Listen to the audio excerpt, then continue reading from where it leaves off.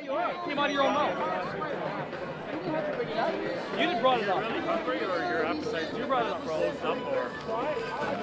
Well, Danny, I went to the trading opportunities job, papers, right? And they were talking about workplace flu clinics to keep people, working instead of, being at home. So getting the flu shot. But one thing it doesn't tell you that the flu shot can actually give you the flu, but then they turn around and they lie to you saying that the flu shot does not give you the flu. Like, come on, give me a break. Yeah. So this whole thing's a fraud, you know what I mean? So if you want to put mercury into your body and squalene and all these other hard chemicals in your body, then you deserve what you get. But one thing my job does not do is force you to take the flu shot. You have the opportunity to stay home. If you're sick, you stay home. That's all there is to it. But lucky for me, I haven't had the flu for, I forget how long now, quite a few years now. One time I had it really bad. I was laid up in bed and could hardly move around, but at the time I was working afternoons, so I got to sleep in until I did go to work, so I didn't have to spend any time at home. So that was the last time I really had the flu really bad at that time. So, but I haven't had it since, so because I've been avoiding it. So, best. Toronto Truthseekers, we're out here on the streets. We're on the lookout for H3N2. Have you heard of H3N2? They're talking about a new swine. Yeah, I heard about that in the U.S. Yeah, I heard about it, and I wonder what's going to become of that. You know, are they going to turn it into a pandemic? Which I'm kind of wondering how they're going to do it. You know, because we all woke up and they tried doing it with the H1N1 2-3 years ago, and a lot of people didn't get it because everybody knew that they're taking a risk, right?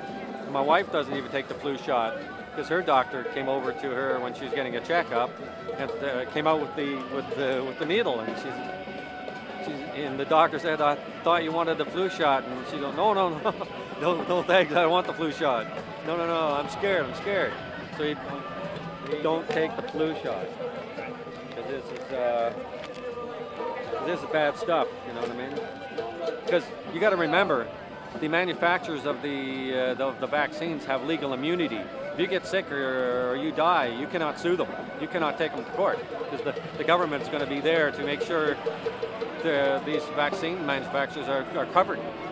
So do your research and eat well, eat healthy, eat organic foods as much as you can. Because at home I have organic cereal with organic soy milk, which is also good for you, non-GMO. So I think everything should be labeled. Stay healthy, and healthy, wealthy, and wise, they say. You know, if you're wealthy, that means you have wealth information. If you're healthy, you eat good, and wise, you make right decisions. That's the best way to do it. Dictator, yeah, I guess they're making some jokes about the third world dictators, but who knows really what they're promoting here. Looks like UN kind of stuff. Like it. Going to Omar Gaddafi. Rob Ford missed a vote at City Council Tuesday to get treatment for a back injury, tossing candy to children at the beaches in an Easter parade. Wait, is this the Onion or the Metro? This is the Metro.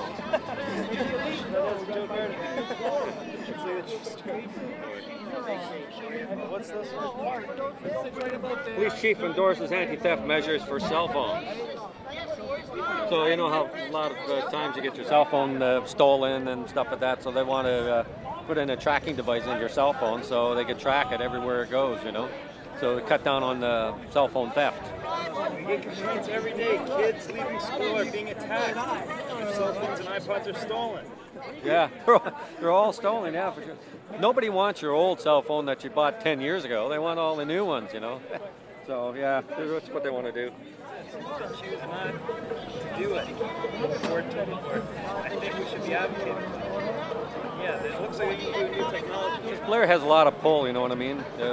I don't like him at all because of what happened at the G20 and stuff like that. He's part of this this whole commission to put this in, so he's the head police chief of all of Canada. So to try and get him out of his position is not easy to do. See what's going to happen with it. Allah has no son. That's true. They keep the lights on all night long, upstairs, downstairs, everywhere. All the equipment are on, everything like that. And how are they going to fight climate change when they're the ones that are keeping all their lights on? TVs are going, the vats are going for all the fries, and the grills are going. And I pray that over the next 50 years, WWF will play a crucial role in helping secure a future for all of us, together with the dizzying array of life which struggles to share this planet with us. Speaking of global cooling, look out for David Suzuki has controversially left the David Suzuki Foundation or something. Did you hear? Yeah, I heard about that. Yeah. I wonder what's up with that. There's probably be more on it than you think. He must be up to something. In the federal budget recently was the inclusion of, this is an austerity budget, but the inclusion of millions of new dollars, new spending for Revenue Canada to pursue environmental group audits of environmental nonprofit organizations. Do you have any views on that or response to that? I was out of the country when the budget was released, so I really haven't seen the analysis of the budget, but I have heard about that. Check out The Nature of Things. Word up. Word up, word out. Get the truth here with all the DVDs and flyers, and don't go for this hoax, please. This here is not going to save the planet. You know what I mean? It won't save the planet. You got it. The shirt says it all.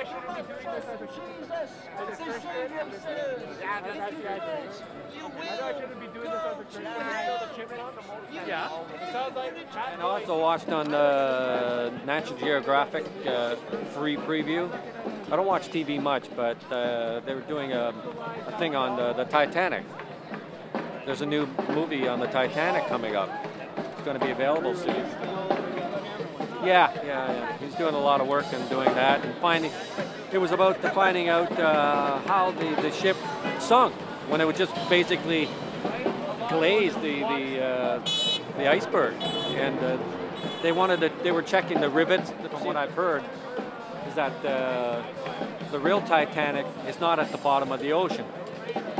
They took. I forget the name of it, but they took one of the other ships out to test run it, right? And it actually gotten in an accident and damaged that part of the ship.